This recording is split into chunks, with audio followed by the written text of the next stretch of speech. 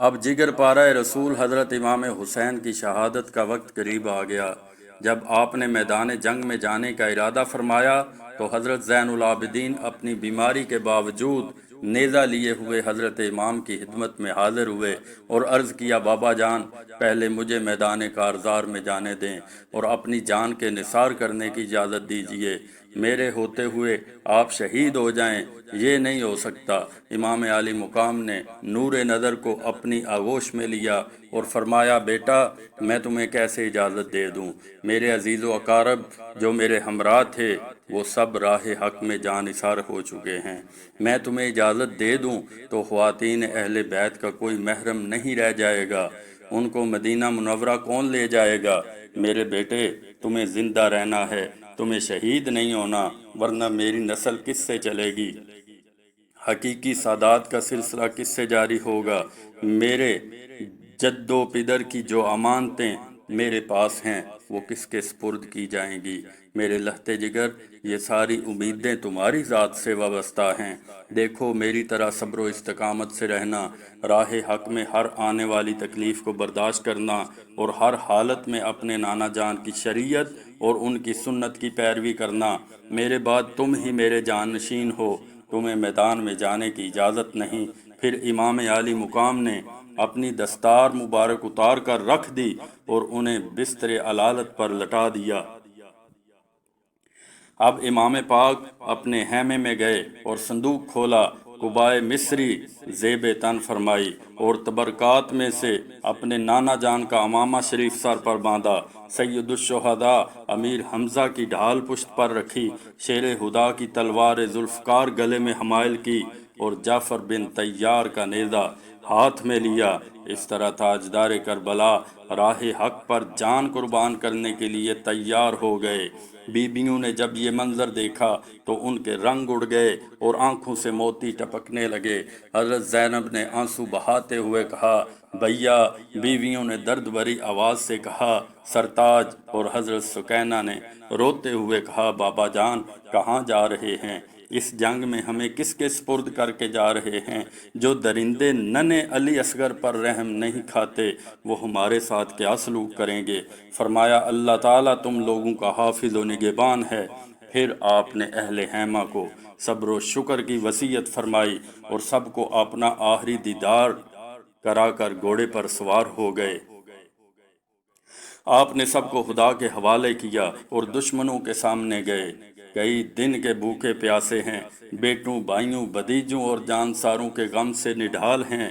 اس کے باوجود پہاڑوں کی طرح جمی ہوئی فوجوں کے مقابلے میں شیر کی طرح ڈٹ کر کھڑے ہو گئے ہیں، اور ایک ولولہ انگیز رجز پڑی جو آپ کے نسب و ذاتی فضائل پر مشتمل تھی۔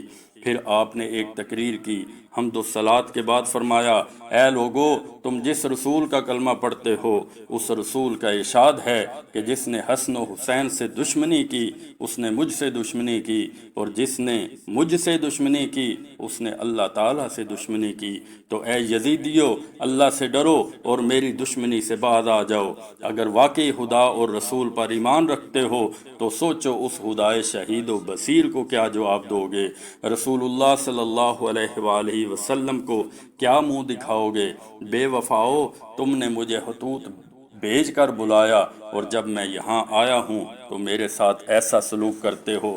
ظالمو، تم نے میرے بیٹوں، بھائیوں، بھتیجوں کو شہید کر ڈالا اور اب میرے خون کے پیاسے ہو۔ اپنے رسول کا گھر ویران کرنے والو، اگر قیامت پر ایمان رکھتے ہو تو اپنے انجام پر غور کرو اور اپنی عاقبت پر نظر ڈالو۔ پھر یہ بھی سوچو کہ میں کون ہوں، کس کا نواسا ہوں، میرے والد کون ہیں اور میری والدہ کس کی لہتے جگر ہیں۔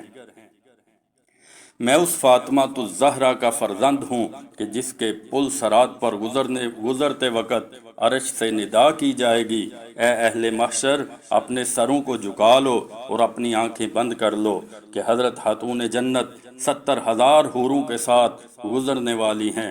بغیر تو اب بھی وقت ہے، شرم سے کام لو اور میرے خون سے اپنے ہاتھوں کو رنگین نہ کرو۔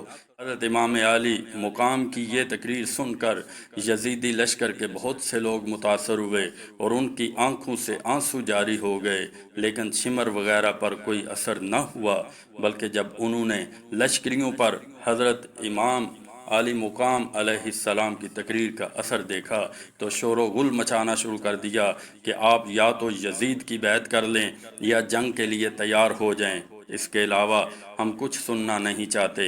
امام علی مقام نے فرمایا، اے بدباطنوں، مجھے خوب معلوم ہے کہ تمہارے دلوں پر شقاوت اور بدبختی کی مہر لگ چکی ہے اور تمہاری غیرت ایمانی مردہ ہو چکی ہے، لیکن میں نے یہ تقریر صرف اتمام حجت کے لیے کی تھی تاکہ تم یہ نہ کہہ سکو کہ ہم نے حق اور امام برحق کو نہیں پہچانا۔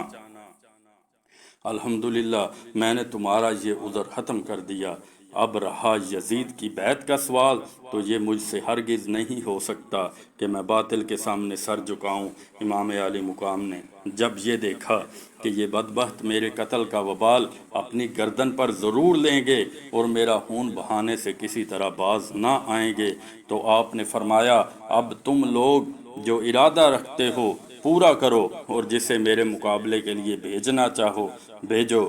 بڑے سے بڑے مشہور بہادر جو شیر خدا کے شیر سے مقابلہ کے لیے محفوظ رکھے گئے تھے، ان میں سے ابن سعد نے سب سے پہلے تمیم بن قحطیہ کو امام سے جنگ کرنے کے لیے بھیجا، جو ملک شام کا نامی گرامی پہلوان تھا۔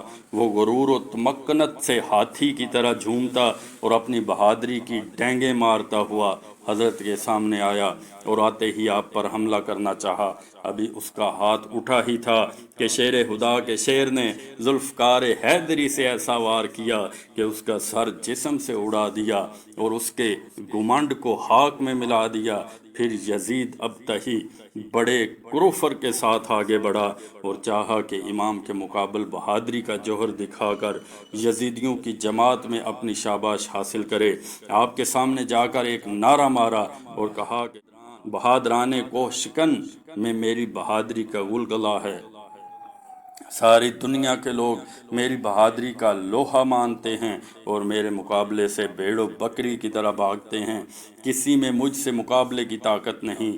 امام علی مقام نے فرمایا، مجھے جانتا نہیں، میں اپنی رگوں میں ہاشمی خون رکھتا ہوں، فاتح خیبر شیر خدا علی مشکل کشا کا شیر نر ہوں۔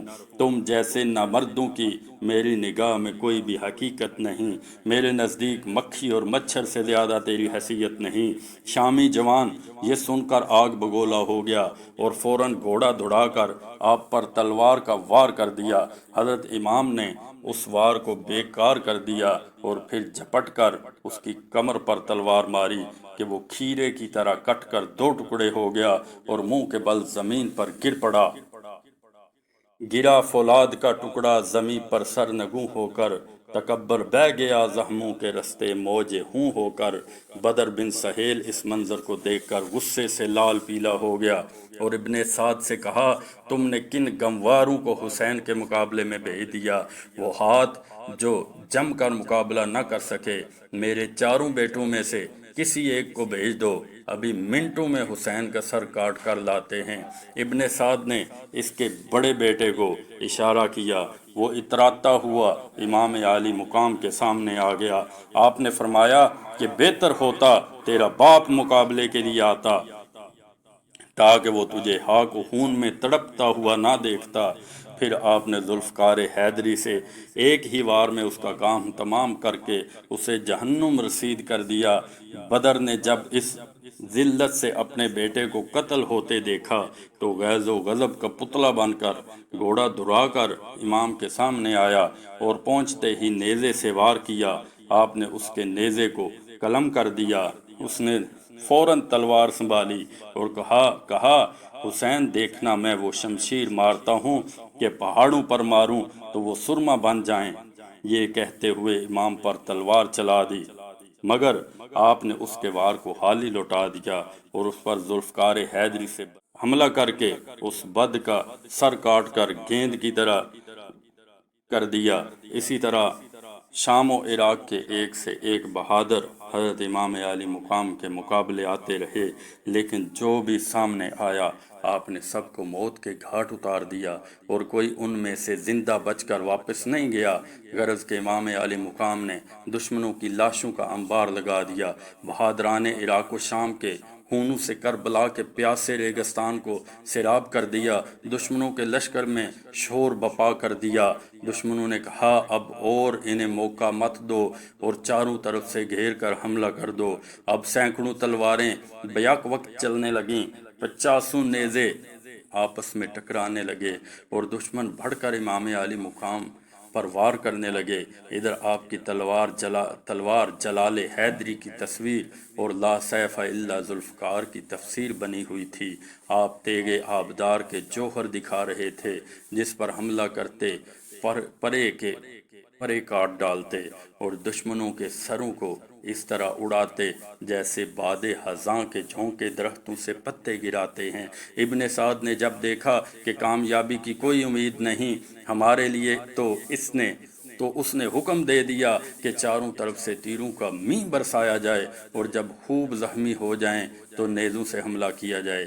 تیر اندازوں نے آپ کو چاروں طرف سے گھیر لیا اور بیک وقت ہزاروں تیر کمانوں سے چھوٹنے لگے اور تیروں کی بارش شروع ہو گئی۔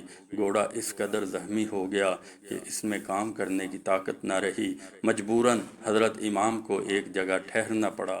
ہر طرف سے تیر آ رہے ہیں اور امام مظلوم کا جسم اقدس تیروں کا نشانہ بنا ہے، تن نازنی زخموں سے چور اور لہو لہان ہو رہا ہے۔